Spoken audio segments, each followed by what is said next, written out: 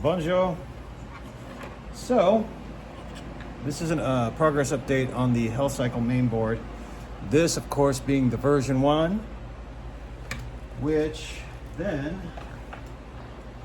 got mitigated to a version 2, slightly smaller.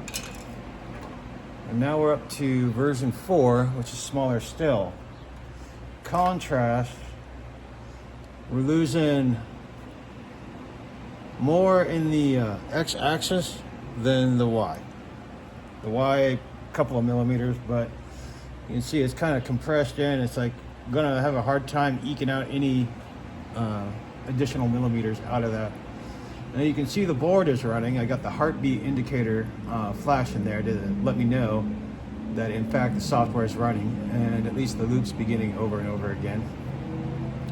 One of the key changes on this board from like the 2.4, all the driver circuits are the same. We still have the same amp taps and test points and all of that.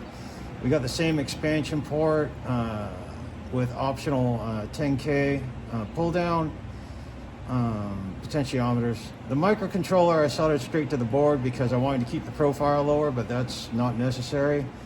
We got the same switches. Everything here is the same, exception of that little fucking flea right there.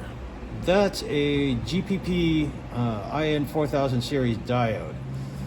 And the key reason for that is, in the event that polarity is reversed, you wire up the harness wrong, you connect it to the battery wrong, whatever the fuck you did, where positive wasn't where it's supposed to be and negative wasn't where it's supposed to be, you plug it in and turn it on, it's not going to blow the board no more.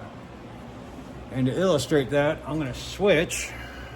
We'll pop this out here. Alright, so we got our handy dandy power supply. We're going to shut that off. We're going to switch our polarities. And then power it back on. Now you can see it's at 15 volts. And our board is not doing jack shit. Not blowing up. It ain't doing anything. Now you may ask yourself, Steve, how do you know you did it right? You gotta plug it back in right, correctly, right? Which is a valid question. I mean, God knows. This could be the first time I'm doing it. And I didn't, fully qualify it before I started making this video. So I switched the polarity back on the power supply. And boot her up, and ba-bam, we have heartbeat indicator. System is operational. So this is the alpha version of the board.